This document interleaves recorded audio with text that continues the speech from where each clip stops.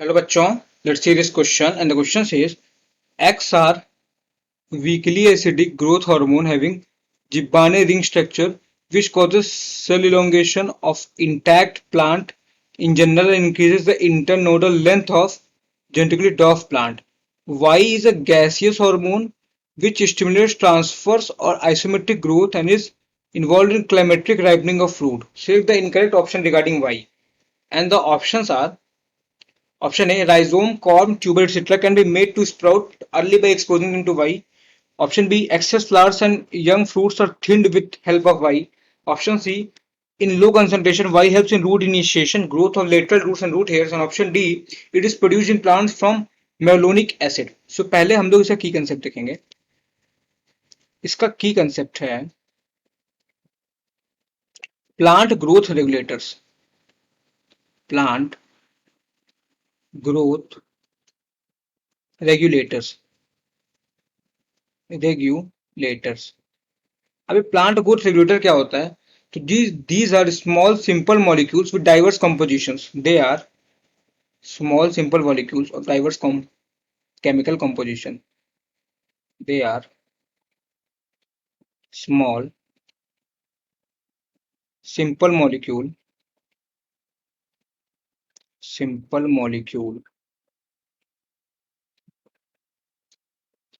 with diverse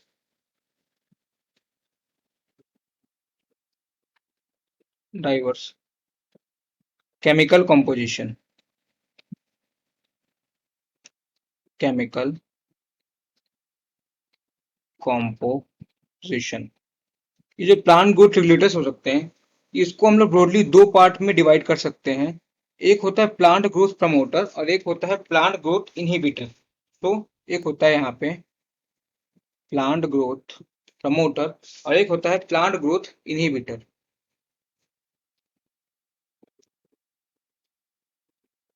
plant growth promoter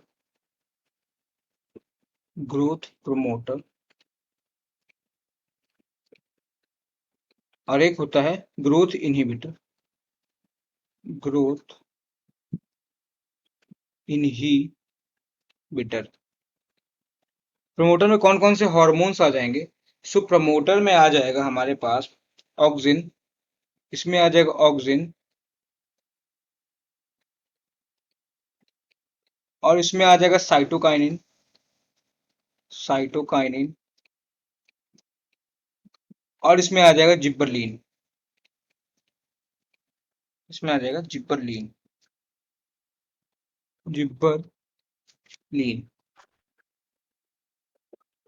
जिब्बरलिन्स. और हमारे पास growth inhibitor में आ जाएगा पहला तो इथाइलिन और दूसरा एब्सिसिक एसिड. पहला आ जाएगा इथाइलिन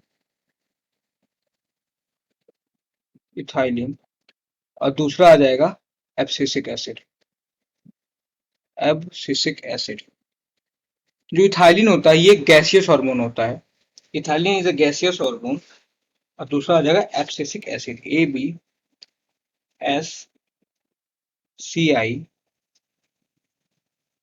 ABSCISIC एब्सिसिक एसिड. जो इथाइलिन होता है ये होता है गैसियस हार्मोन. अच्छा, अब हम लोग जो है इसमें से कुछ हार्मोन्स देखते हैं. सो पहले हम लोग बात करते हैं जिब्बरलिन की. GIBBERLIN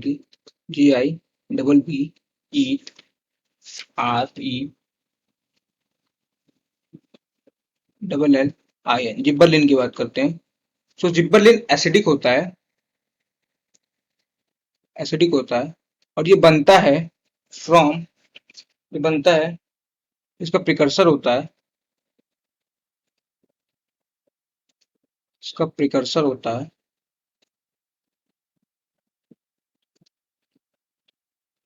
precursor is acetyl coenzyme में एसिटिल कोएंजाइम ए या फिर मेवलोनिक एसिड. मेवालोनिक एसिड. ये जिब्बरलिन करता क्या है? तो जिब्बरलिन ये करता है internodal elongation, internodal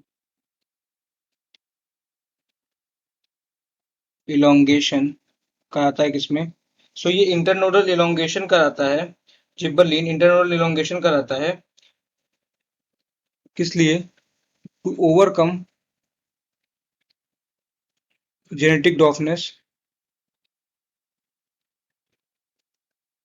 genetic deafness. और ये क्या कराएगा? और ये कराता है बोल्टिंग, बोल्टिंग। तो बोल्टिंग किस में कराता है? तो ये बोल्टिंग कराता है इन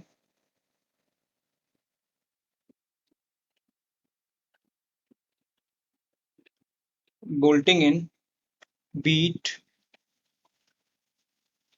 कैबेज, बीट, कैबेजेस, एक्सेट्रा। और जिबरेलिन का क्या काम होता है? तो ये इम्प्रूव कराता है शेप, इम्प्रूव शेप्स इन एप्पल, शेप्स इन एप्पल। ये कुछ फिजियोलॉजिकल इफेक्ट्स हो गए जिबरलिन के। अब हम लोग बात करते हैं हमारे गैसियस हार्मोन की, जो कि है ethylene. Now will talk about ethylene. Ethylene, तो जैसा कि पहले बताया कि इथाइलिन एक गैसियस हार्मोन है, ये गैसियस हार्मोन है। Ethylene is a gaseous hormone. और इसका प्रिकर्सर क्या होता है? सो इसका प्रिकर्सर होगा मिथियोनिन। उसका प्रिकर्सर, इथाइलिन का प्रिकर्सर होगा मिथियोनिन। पीआरई प्रिकर्सर होगा मिथियोनिन, मिथियोनिन। इसके क्या क्या फिजियोलॉजिकल इफेक्ट्स होंगे थायराइन की, आइए इसे देखते हैं। तो फिजियोलॉजिकल इफेक्ट्स ऑफ इथाइलिन देखते हैं। सो पहले तो ये फ्रूट राइपनिंग राइपनिंग में हेल्प करता है, helps in fruit ripening, helps in fruit ripening, RIP ENING, ये फ्रूट राइपनिंग में हेल्प करता है। और इथाइलिन किस में हेल्प करता है? सो और इथाइलिन हेल्प करता है सेनेसेंस एंड एब्सेशन में, ये हेल्प करता है। Senescence, SENESCENCE,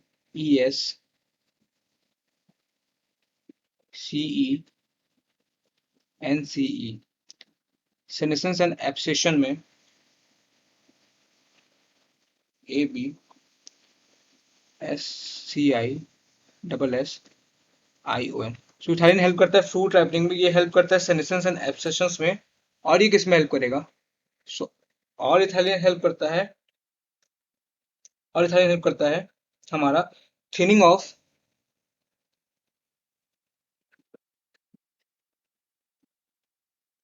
thinning of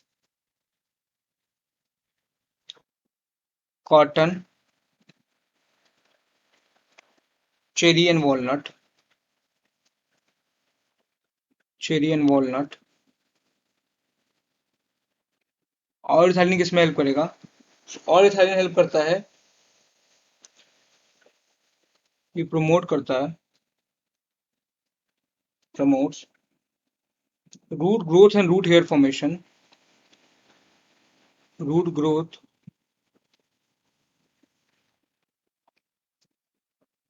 and root hair formation, root hair formation. और इथाइलिन किस में हेल्प करेगा? तो ये हेल्प्स इन फूड राइपनिंग में करता है, सेंसेस एब्जॉर्प्शन में हेल्प करता है, thinning of cotton, cherry and walnut में हेल्प करता है, fruit growth sorry root growth and root hair formation में भी हेल्प करता है। और ये इनिशिएट करता है, इनिशिएट्स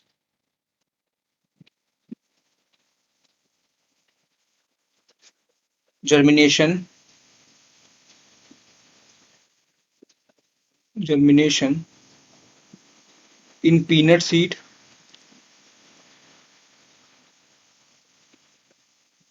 पीनट सीड्स। और उसके साथ साथ में and sprouting, SPROU, sprouting of potato tubers,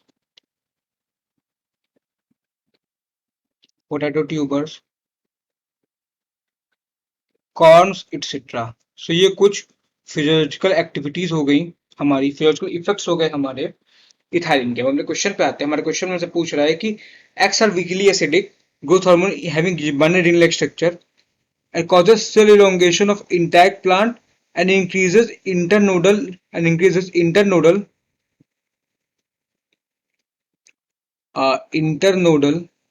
length of genetically डॉफ plant. ये किसका काम है? तो ये काम है जिब्बरलिन का। तो जो हमारा एक्स है ये क्या हो जाएगा? ये हो जाएगा जिब्बरलिन, एक्स हो जाएगा जिब्बरलिन्स।